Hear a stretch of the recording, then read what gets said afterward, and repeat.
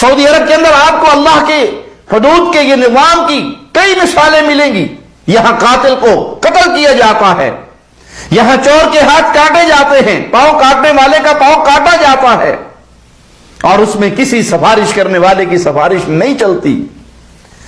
یہ چند دن پہلے سوشل میڈیا پر ایک منظر, ایک ویڈیو بڑی وائرل ہوئی. ایک نوجوان غصے میں آ کر اپنے کزن کو قتل کر دیتا ہے, اور جب قاضی فیصلہ دیتا ہے کہ اس قتل کے بدلے اس کو بھی قتل کر دیا جائے, اب قاتلوں کے پاس ایک ہی راستہ ہے کہ مقتول کے وارثوں کو راضی کر لیں, یا مقتول کے وارث اس کو معاف کر دیں, یا تو وہ دیت لے لیں یا اللہ کے لیے معاف کر دیں, وگرنہ اس کے مقابلے پہ پھر اس کی گردن مار دی جائے گی. تو قوم, قبیلہ, بلکہ پورا معاشرہ کھڑا ہو گیا کہ اس بچے کو معاف کر دیا جائے. قوم کے لوگ آئے, مال دولت سونے ریالات کے بیگ بھر کے لائے کہ جو تمہاری ڈیمانڈ ہے بلینک چیک دیتے ہیں آپ کو, جو جی چاہتا ہے وہ لے لو اور ہمارے بچے کو معاف کر دو. معافی کے یہ منظر بھی نظر آئے کہ لوگ آ کر اپنے سر کے رومال, اپنی پگڑیاں ان کے قدموں میں ڈال دی, گھٹنوں کے بل بیٹھ گئے, اپنے گھٹنوں کو جانوروں کی طرح ان کو باندھ لیا جیسے اونٹ کے گھٹنے کو باندھا جاتا ہے کہ تم کھولو گے تو ہم اٹھیں گے, تم معاف کرو گے تو ہم زمین سے اٹھیں گے. معصوم بچوں نے معافی مانگی, عورتوں نے معافی مانگی, پوری قبیلے نے معافی مانگی, پوری قوم چاہ رہی ہے کہ یہ بچہ معاف کر دیا جائے. 20 منٹ جب رہ جاتے ہیں تو اس کی ماں سے ملاقات کروائی جاتی ہے. ماں دھاڑے مار مار کے روتی ہے, اپنے بچے کو آخری بار گلے لگاتی ہے تو اس کی سسکیاں گونجتی ہے. سب چاہ رہے ہیں کہ یہ بچہ معاف ہو جائے. اگر مقتول کے وارث دیت لے لیتے یا اللہ کے لیے معاف کر دیتے, اس بچے کی زندگی بن جاتی, اس کی گردن آزاد ہو جاتی. لیکن اللہ کا قانون اپنی جگہ پر موجود ہے. سب نے کوشش کر لی. اگر بادشاہ وقت بھی چاہتے کہ اس کو معاف کر دیا جائے تو طریقہ وہی تھا کہ مقتول کے وارثوں کو راضی کیا جائے. مقتول کے وارث راضی نہ ہوئے, انہوں نے کہا نہیں, ہمارا بچہ مرا تھا, ہمیں بھی تکلیف ہوئی تھی, ہم بھی روئے پیٹے تھے, ہمیں بھی دکھ ہوا تھا, ہم تو خون کے بدلے خون کے سوالی ہیں. تو اس نوجوان کی گردن کو کاٹ کر اللہ کی حد کو نافذ کیا گیا اور اعلان کیا گیا یہاں کسی چھوٹے بڑے میں کوئی تمیز نہیں. اور ہم نے تو وہ منظر بھی دیکھے کہ قاتل شاہی خاندان کا فرد ہے, اور وقت آ جاتا ہے قاضی فیصلہ کر دیتا ہے چونکہ یہ قاتل ہے اس کو جواب میں قتل کیا جائے گا.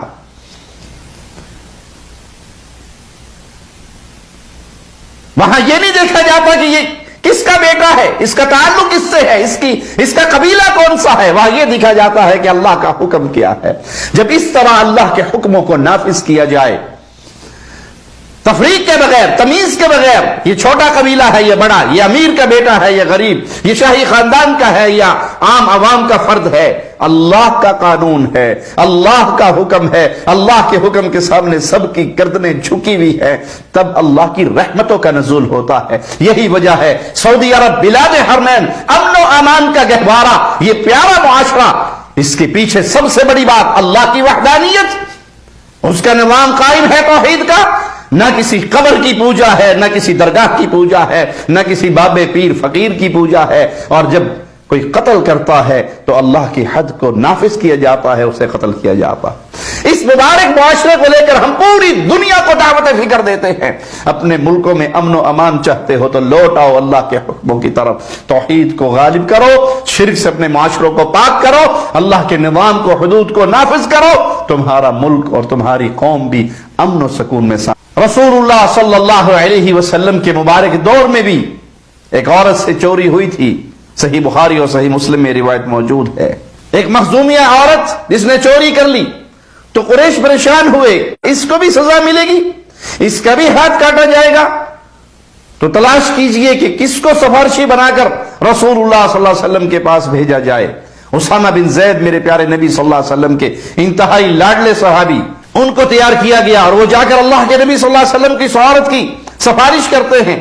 تو پیارے نبی علیہ الصلوۃ والسلام نے فرمایا یا اسامہ اتشفع فی حد من حدود اللہ, اے اسامہ تم اللہ کی حدود میں سفارش کرتے ہو. پھر آپ کھڑے ہوئے, خطبہ ارشاد فرمایا فرمایا انما اہلک الذین قبلکم انہم کانوا اذا سرق فیہم الشریف ترکوا واذا سرق فیہم الضعیف اقاموا علیہ الحد. تم سے پہلے جو لوگ ہلاک ہوئے ان کی ہلاکت کی ایک وجہ یہ بھی تھی کہ ان میں کوئی قوم کا سردار اور وڈیرا قوم کا بڑا چوری کرتا تو اس کو چھوڑ دیتے، اور اگر قوم قبیلے کا کوئی کمزور آدمی چوری کرتا تو اس کے اوپر حد قائم کرتے. پیارے نبی صلی اللہ علیہ وسلم نے یہ سنا کر پھر فرمایا کیا، قانون کیا دیا قیامت تک کے لیے، اللہ کے حدود کی عظمت کو بیان کیسے کیا. وَأَيْمُ اللَّهِ لَوْ أَنَّ فَاطِمَةَ ابْنَةَ مُحَمَّدٍ سَرَقَتْ لَقَطَعْتُ يَدَهَا. اور اللہ کی قسم تم تو اس عورت کی سفارش کرنے کے لیے آئے ہو، میری بیٹی فاطمہ اگر وہ بھی چوری کرتی میں اس کا ہاتھ بھی کاٹ دیتا. سعودی عرب کے اندر آپ کو اللہ کے حدود کے یہ نظام کی کئی مثالیں ملیں گی. یہاں قاتل کو قتل کیا جاتا ہے، یہاں چور کے ہاتھ کاٹے جاتے ہیں، پاؤں کاٹنے والے کا پاؤں کاٹا جاتا ہے، اور اس میں کسی سفارش کرنے والے کی سفارش نہیں چلتی. 40 دن اور رات اگر بارش برستی رہے، اس بارش کے برسنے سے اتنی انگوریاں پیدا نہیں ہو سکتی جتنا اللہ کی ایک حد کو اگر زمین پہ قائم کر دیا جائے تو زمین و آسمان کے خزانے اللہ کھول دیتا ہے. اور یہی مالک فرماتا ہے وَلَكُمْ فِي الْقِصَاصِ حَيَاةٌ يَا أُولِي الْأَلْبَابِ لَعَلَّكُمْ تَتَّقُونَ. اس قصاص کے نظام میں تمہارے لیے زندگی ہے. یہ عقل مندوں کو اللہ خطاب کر رہا ہے، عقل والوں کو پکار رہا ہے، ان کو سمجھا رہا ہے. اگر تم زندگی پانا چاہتے ہو تو اللہ